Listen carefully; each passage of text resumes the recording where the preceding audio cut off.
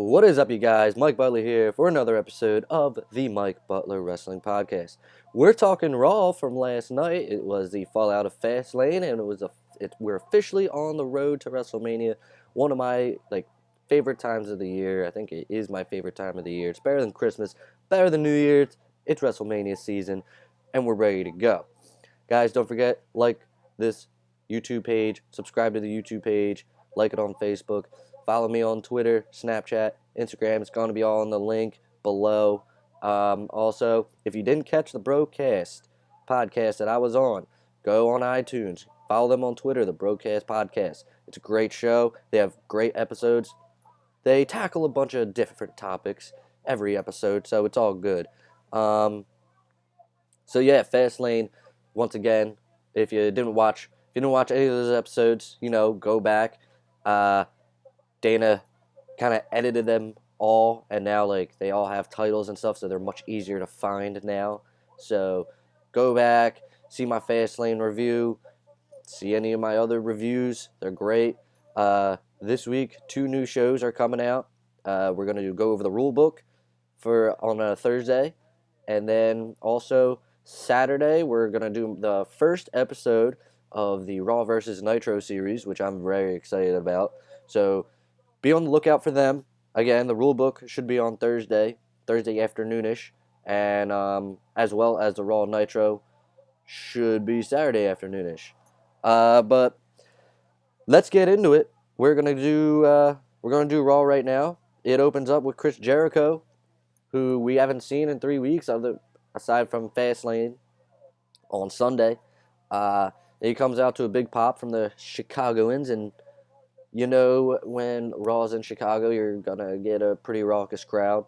They're one of the more crazier crowds.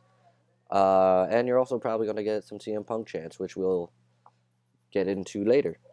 So Jericho says it's the resurrection of Y2J tonight, but really he just wants an answer for why Kevin Owens did what he did a few weeks ago. He trusted Kevin Owens. He was best friends with Owens for the past 8 months. And why would Kevin Owens just throw that all away?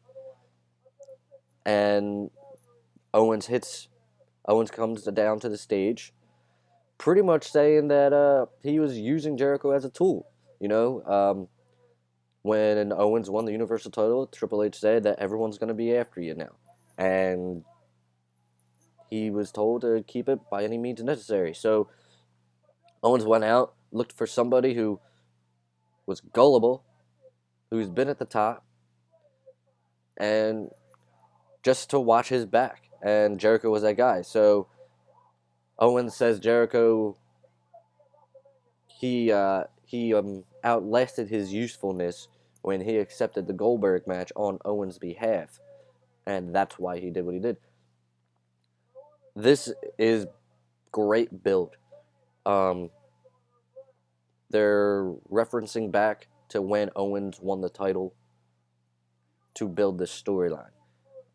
They're telling a story here where Jericho, he was on top. He was gullible. It's all coming full circle. It's not just a random ass excuse as to why I attacked you yesterday or whatever. It was, I attacked you a few weeks ago because this, and this. That was perfect. If I were Kevin Owens, I would have attacked Jericho as soon as that Goldberg match was accepted. Owens goes on and says that he could have beaten Goldberg. He was outsmarting Goldberg. And that's true if you watch the Fastlane match. He was wasting Goldberg's time. He was letting that intensity level of Goldberg go down so he can have the upper hand. And it was probably working. And then, Jericho's music hits, and we know the rest of the story. It was only 22 seconds long. So this eventually turns into Jericho saying that he wants Kevin Owens at WrestleMania. Owens has no problem with that, saying he's going to get his Universal title back one day.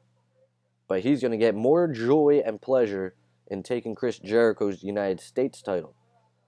So at WrestleMania, we officially have Chris Jericho versus Kevin Owens for the United States Championship. But it didn't end there. This segment did not end there. Jericho wants to fight Owens right now, and to my surprise, Kevin Owens charges the ring, and they start brawling. Here's why I'm surprised. I'm sure you guys know why I'm probably surprised, but it's because, heels usually don't do that, and Kevin Owens has been made to look like a little bit of a bitch sometimes, and not attacking people or not accepting challenges. So I was kind of shocked that he would take Jericho up on this, and then out of nowhere, Samoa Joe comes out and is helping Kevin Owens. And again, I don't know where this Kevin Owens Samoa Joe alliance came, but okay, sure, whatever. So I guess they're doing this Triple H. I don't know if it's like Triple H is getting a group of guys together to attack baby faces, or if this is like an NXT versus WWE storyline that everyone's hoped for. I don't know. I'm okay with it. I would just like a little bit more of an explanation. Maybe we'll get that. So then, as Jericho's getting beat down, Sami Zayn comes out, and Jericho starts attacking Owens and Joe with a chair. It looked like he got Kevin Owens in the head with a chair. I'm not quite sure on that, but it kind of looked like it. And then, you see Joe and Owens flee, and then we go to commercial. Back from commercial, out of nowhere, we get Kevin Owens versus Sami Zayn. I'm always fine with a Kevin Owens versus Sami Zayn match. And this is, they're always having great matches, so I have no problems with this. It's not like it came completely out of nowhere, I guess. They did just fight each other, but it's just like, I don't know why you come back from a commercial break and just have these two fight. These aren't jobbers here. This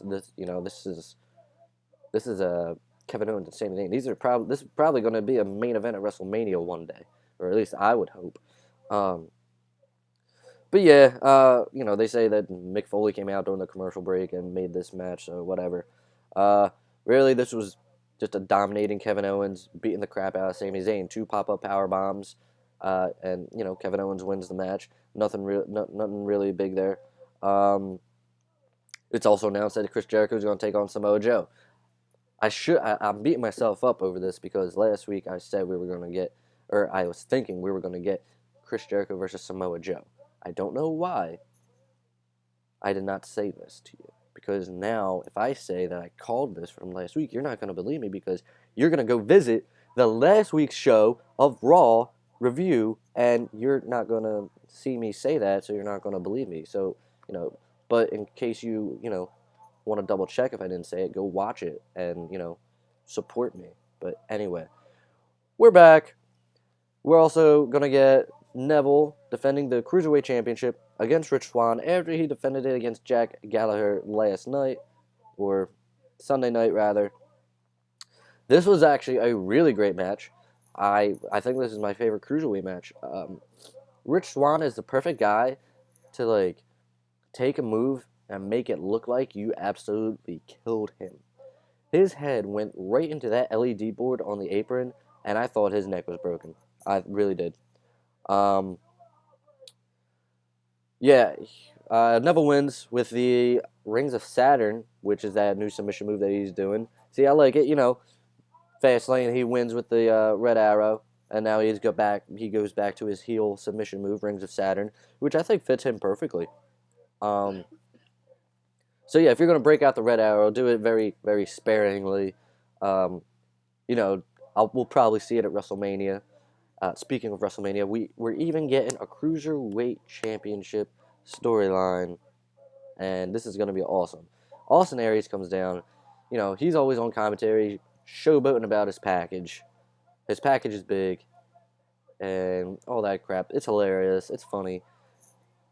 But, the package is basically, he's coming back. When is he coming back? We didn't know. There was no date announced. All we knew is he was coming back. Coming down for the interview, the fans, they are all about Austin Aries. And Neville sees it. Austin Aries knows it. And Aries is pretty much asking Neville, is there anybody in the division that measures up to you? Neville says no. Aries is saying, are you sure? And then the fans start chanting Austin Aries again. And then Neville just looks at him with disgust. You're not honestly thinking about yourself, are you? And Neville, that is a great point, and here's why. Austin Aries never had a match on the main roster. He was in NXT for a cup of coffee, and then he got injured. Now, don't get me wrong. I like Austin Aries already. I watched him in NXT. I've watched him in TNA a little bit. However, he hasn't proven anything. Why is he getting a championship match? He hasn't had one match on the main roster. So yeah, Neville is completely justified in thinking that. Whether he meant it or not like that, I don't know, but that's what my beef would be. So then Austin Aries says he really just has one more question, but really a statement, and then nails him with the microphone. Classic Austin Aries. Love it. So looks like those two guys are gonna head off at WrestleMania for the Cruiserweight Championship. Cool with that. So really, if I could take a break here for a minute, that's so you got on the SmackDown side, you got an Intercontinental Championship that's going to be defended in a one-on-one match, most likely. The United States Championship, Owens and Jericho. And now you got Neville versus Austin Aries for the Cruiserweight Championship. I don't know if there's going to be a multi-man match for a championship this year at WrestleMania. What are we going to do here? The last two WrestleManias, there were ladder matches for the Intercontinental Championship. They were great ladder matches. I love them. So that's it's different. It's different. It looks like the only multi-man match we're gonna have is the Braun Strowman Battle Royal. I mean the Andre the Giant Battle Royal.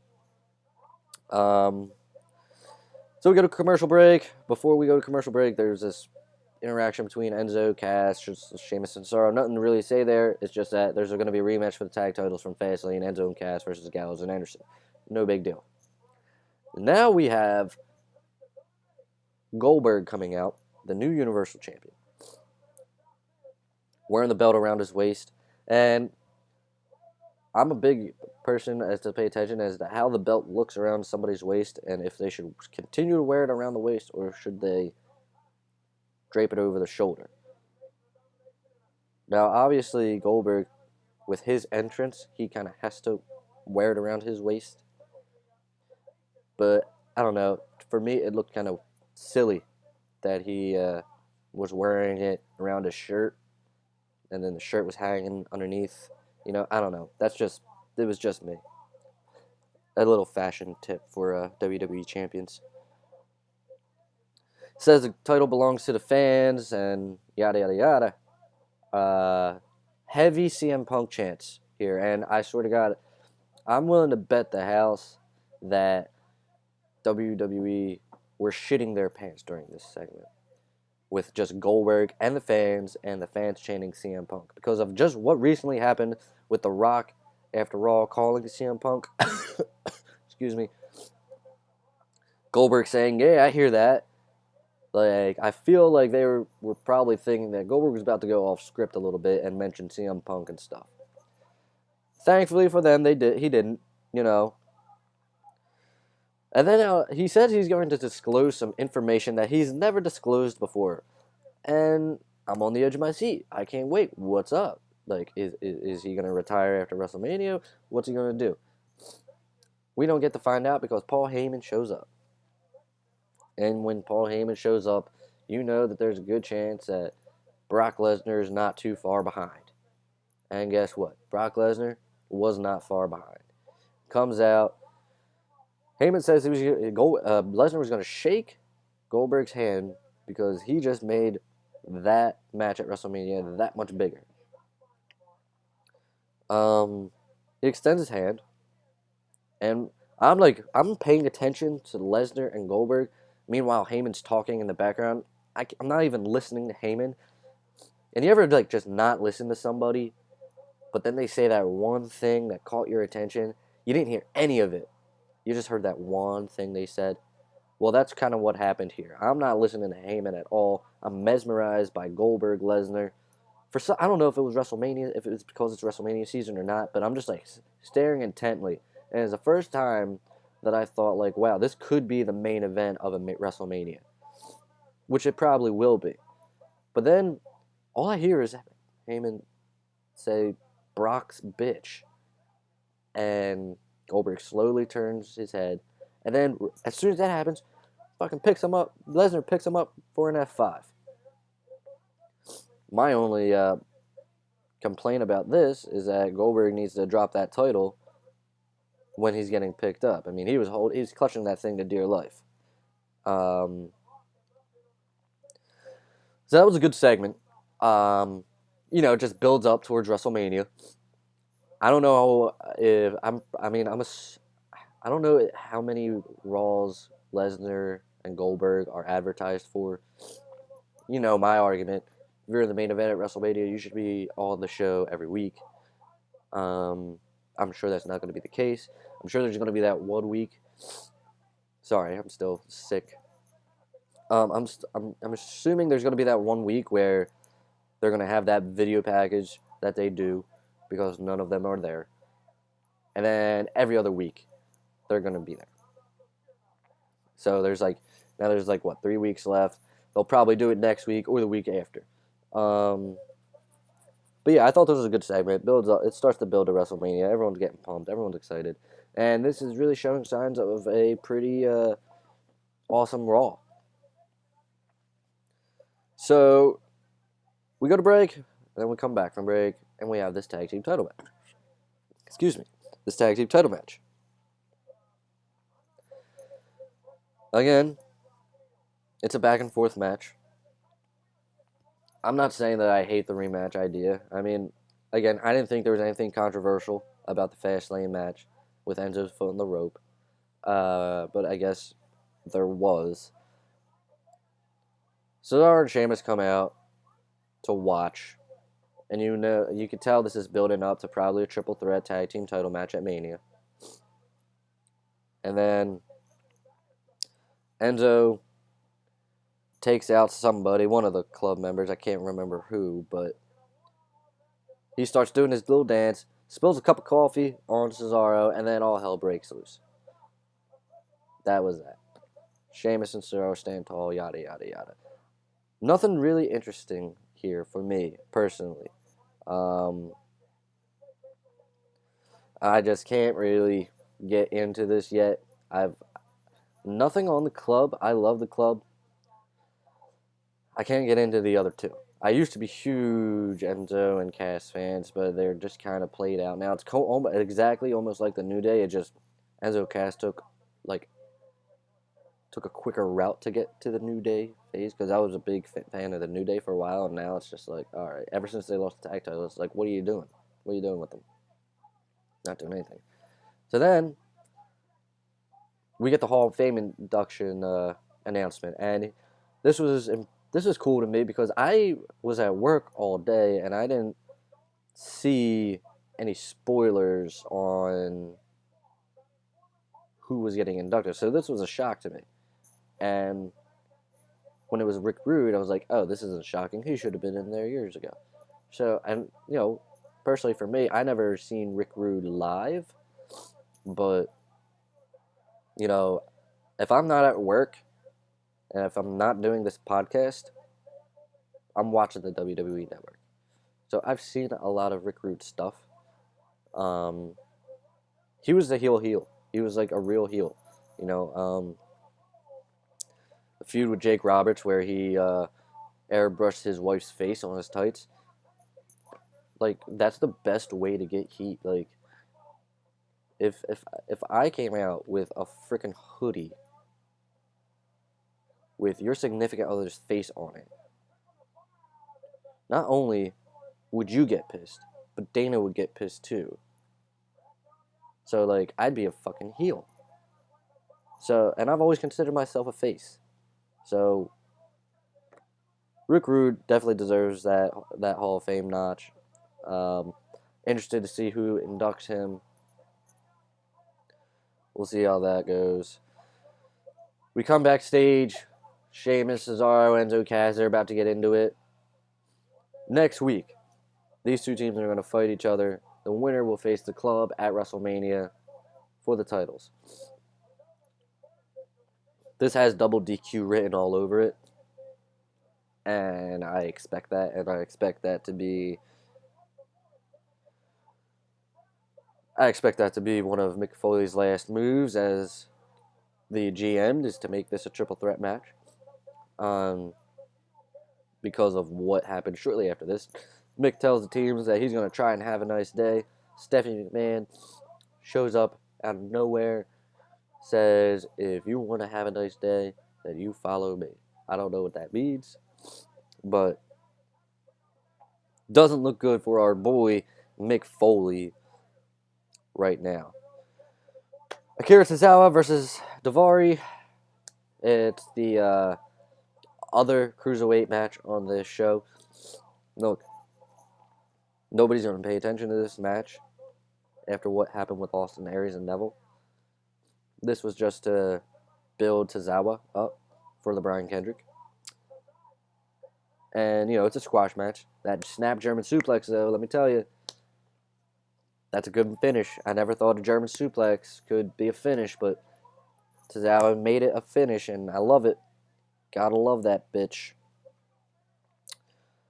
Tozawa, then, to a very pleasant surprise to me, he cuts a promo. And it was, I've never seen him cut a promo. If he's done it on 205 Live, I wouldn't know. I don't watch it. It's a pretty good promo. And then, he's calling out the Brian Kendrick, and Brian Kendrick comes out, tells him, careful what you wish for. You'll get your answer on 205 Live. And I'm doing this on a Tuesday, so we'll find that out tonight. Will I watch it? Probably not. I mean, nah, not really. I got SmackDown. I got another podcast to do. Don't want to do 205 Live. But, I'll read it. And they'll I don't think they'll fight at WrestleMania. And if they do get WrestleMania, it'll probably be a pre-show. But yeah, I thought that was pretty good. A pretty good promo by Akira Tozawa. So then we come back from break after that. And the New Day come out with their stupid ice cream cart thing. I'm assuming there's going to be a big unveil of ice cream at WrestleMania. I mean, that's kind of what they're building towards. Shining Stars were in this little segment too. They were in the ring already, and the New Day beat them, whatever. Something about the New Day. Big E in particular. I mean, I don't know how Fernando or Diego feel, whoever was under, whatever their names are now. But Big E was straight up grinding his nutsack on the dude's chest while pinning him. I'm sorry, I don't know how I'd feel about that. That's just something that I thought I'd throw out there. How would you guys feel if Big E rubbed his nutsack on your chest? Like, comment on YouTube. Let me know how you feel. If you go that way, if you don't go that way. If you like big nutsacks rubbing on you, let me know. We're moving on. It's Women's History Month. Congrats to all you ladies out there. WWE did a segment on Lita and Trish Stratus. I was about to say Trita and Lish Stratus, but I said Trish and Lita. Good for them. So they have that little package. We go on the break. Bayley comes out, and this is a somber Bayley. She's not too happy for somebody who just ended Charlotte's undefeated streak at a pay-per-view. Yeah, she's going to WrestleMania, but, you know, it doesn't feel right to her. And then Mick Foley chimes in with, it doesn't matter how you get there. It's the fact that you're there. And I guess that speaks true to frickin' Mick Foley. In case you don't know, back in like 2000, I think it was 2000, Triple H ended the career of Mick Foley in a Hell in a Cell match. And Mick Foley found his ass at the main event at WrestleMania that year. So, yeah, Mick's right. It doesn't matter how you get there. It's the fact that you're going. Whatever. So then they wonder who's going to be Bayley's WrestleMania opponent. Sasha Banks comes out on cue. Now, I'm thinking everything that was supposed to happen at Fastlane, the Bayley heel turn, the Undertaker appearance, I'm thinking it's happening tonight. So now I'm thinking, oh, this makes sense. I mean, it could have made sense at Fastlane, but this still makes sense. Nah, no heel turn here. You know, they just go back and forth saying, you know, I think this would be a good match. And Mick Foley about to make Bayley versus Sasha official for WrestleMania. And then Charlotte comes out with, you know, the ever pointless Dana Brooke. And saying, you know, she was robbed. All that crap. Stephanie comes out. And I swear to God, Stephanie and Mick Foley are going to fist fight one day. They feed off each other so well. So, Stephanie pretty much makes Sasha Banks versus Bayley for tonight. Before she does that, Charlotte and Bayley are definitely fighting each other for the women's title at WrestleMania. But now, you got Bayley versus Sasha Banks tonight. If Sasha Banks can win, she's in the title match, and it's a triple threat. If not, then it's a one-on-one. I was expecting Bayley to win, and then Sasha to go heel. Sasha won. I don't know where this is going. I had a couple questions about this. Like, first of all, 3 things. 1, Bayley. If you and Sasha are so tight, why wouldn't you just let Sasha, you know, do a finger poke of doom? You know, that means it could be 2-on-1 at WrestleMania, and then you can take out Charlotte and let the best female win. Maybe you didn't do that because you were afraid of what they would say. Well, you know what? Fuck the people. Fuck what they say. You're Bayley. You're the women's champion. You do what you want. You're the champ. They can't take that away from you. Also, second, is Sasha going to turn heel? When is that going to happen? I don't know. This doesn't seem... It seemed like these past 2 nights, Fastlane and Raw, would have been the time to do it. So then, my third is, where the hell does Nia Jax fit into this? There's still time to fit her in to this. But as of right now, I'm looking at a triple threat match. And I don't know if they're going to do 2 triple threat women's matches in a row at WrestleMania, but they might. They've done that. CM Punk chants were heavy on this one too, and you know, Stephanie said, "Yeah, you're to the fans, you're all just like him, a bunch of losers," and this hurts. This hurts me just because I'm a big CM Punk fan, but you know, Stephanie got a point. You know, he ain't coming back.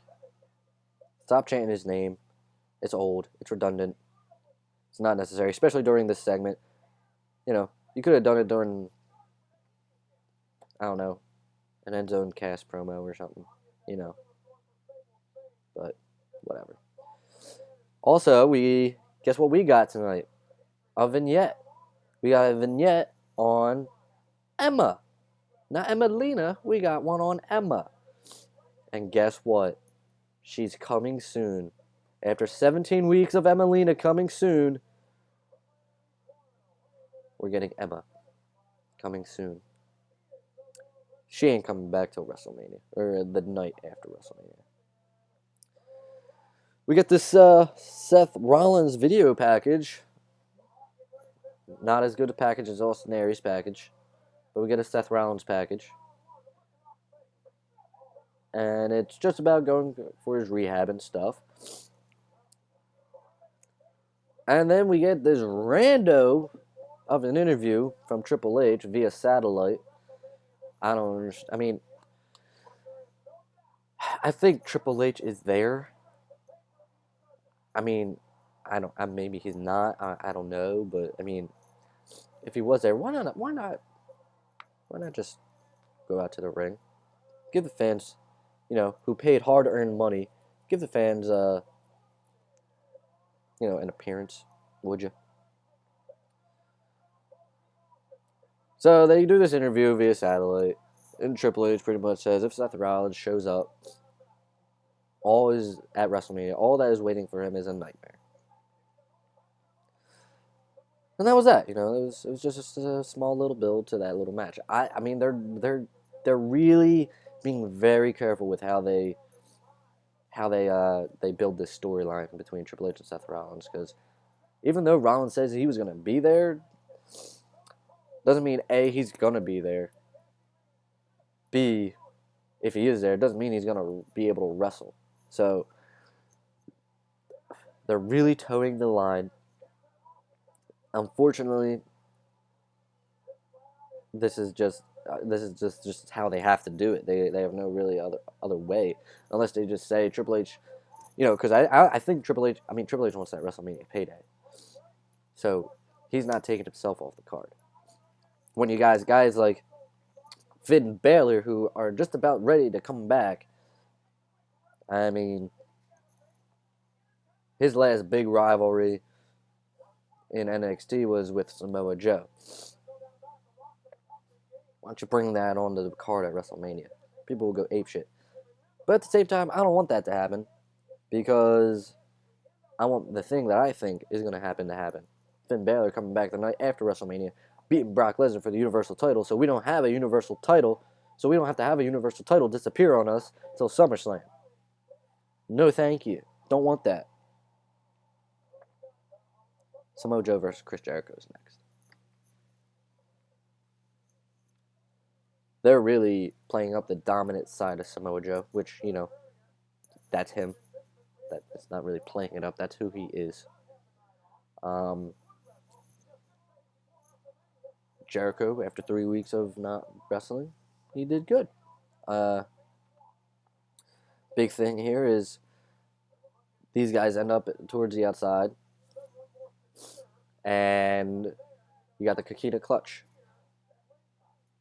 on the outside. Samoa Joe giving Jericho the Kakita clutch. Jericho passes out.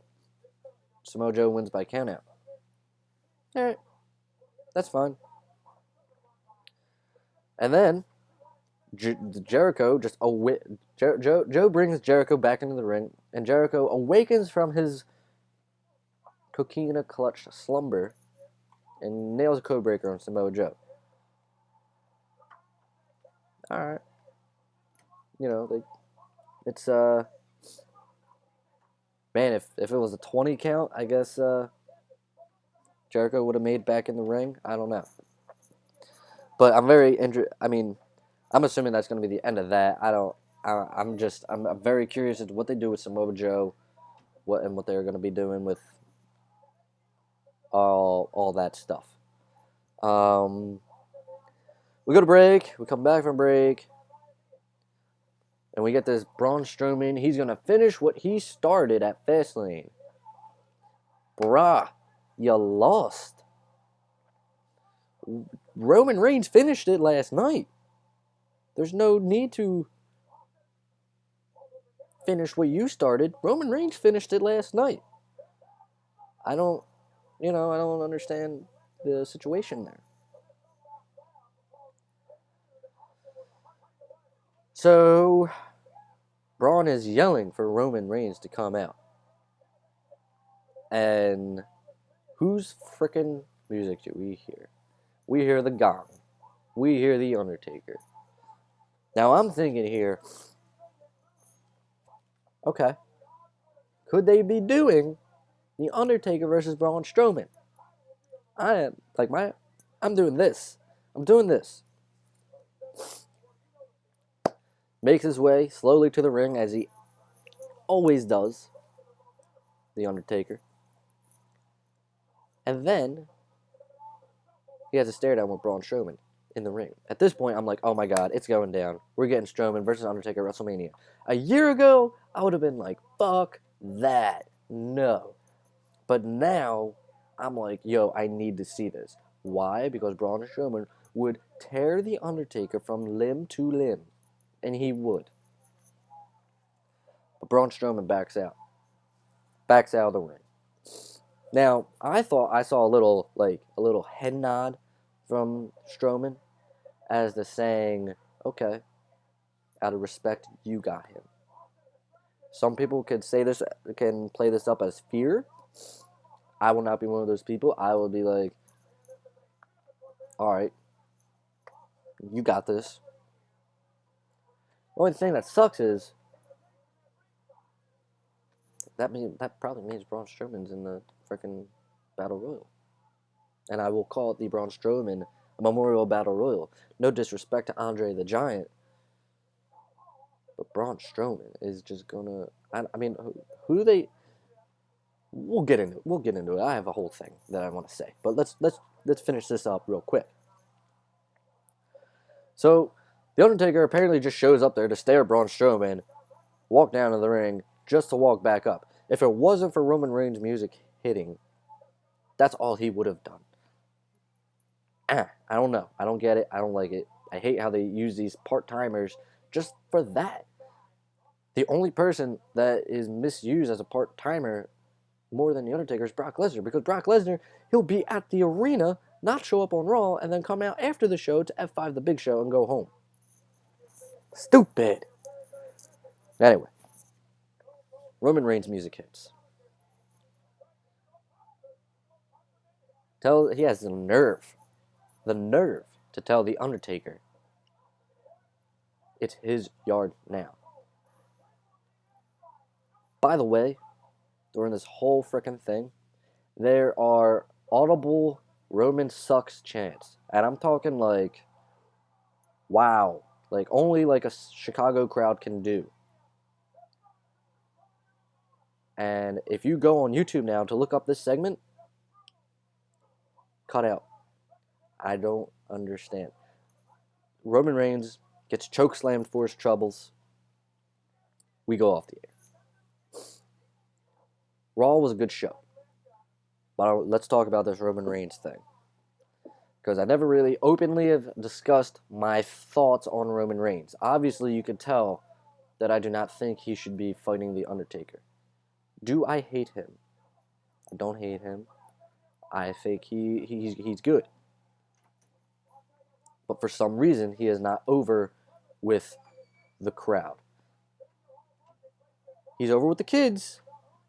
He is not over with a majority of the crowd. I don't understand. He does not need to be force-fed to the main event picture. This is where they messed up with him. They did it with the match against Lesnar. They did it with Triple H last year. If you built him up a little bit more, I think, this wouldn't be happening. But now he's getting Roman sucks. Like, you have to turn him heel.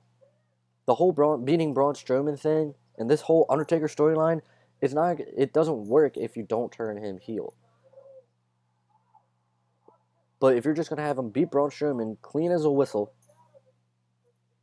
and still try to play him as the fan favorite against The Undertaker, you're dumb. You're dumb. I'm just saying, you're dumb. Roman Reigns is not my favorite, no, but you can't help but to, not feel bad for this guy. Works his ass off. None of this is his fault. None of it's his fault. I mean, it's just the way he's being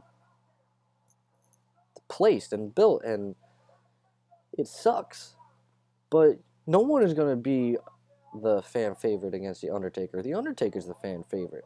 He shows up once a year. He's the main attraction for WrestleMania, usually. So yeah, he's not going to be the fan favorite, so you have to turn him heel. Now, was the whole "this is my yard now" comment, was that a heel turn? Fucking hope not. I hope that's not how you turn him heel. If he was going to turn heel, he would have fucking got up from that chokeslam, brought The Undertaker's ass back down to the ring, and whooped his ass. Because Roman Reigns, just like Braun Strowman, could probably tear The Undertaker limb from limb. Just because The Undertaker is in such bad shape. But, so yeah. It looks like we're getting The Undertaker and Roman Reigns. Not looks like it. We're getting The Undertaker, Roman Reigns. I hope they build that up the way it should be. I don't think they're going to. I don't think they're going to turn Roman Reigns heel. I think Vince would rather have a stroke.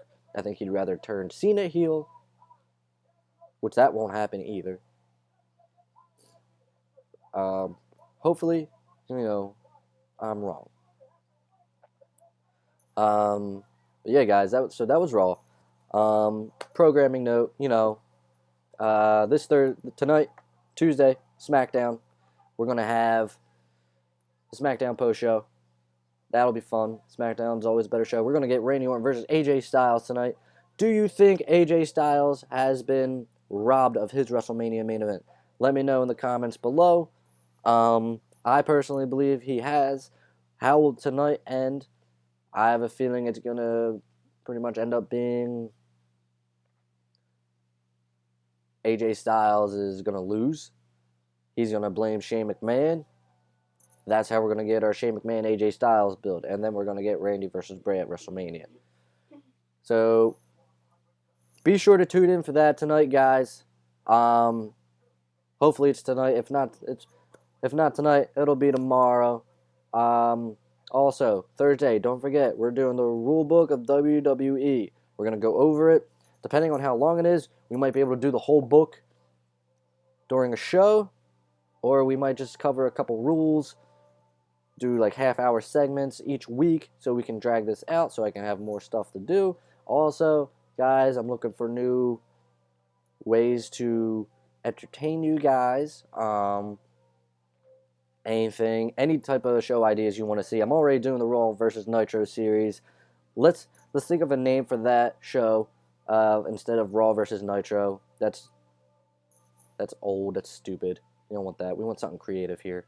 So let me know in the comments what that show should be called. What should we call the rulebook show? If you guys have any suggestions on what we should call these review shows, let me know. Because then I will tell Dana, and then she will change it. I'm just a talent. I don't know how to do any of that stuff. So, be sure to check in with those. Again, follow me on Twitter, Snapchat, Instagram. No one's been doing it, guys. I feel like I'm talking to myself. Well, you know what I'm saying. But anyway, seriously, guys, follow me on Twitter, Instagram, Snapchat, Facebook. Those are the only ones I have. I don't have any kicks or any of that crap. Is there anything else? I don't believe so. Yeah, guys. All right. So SmackDown tonight.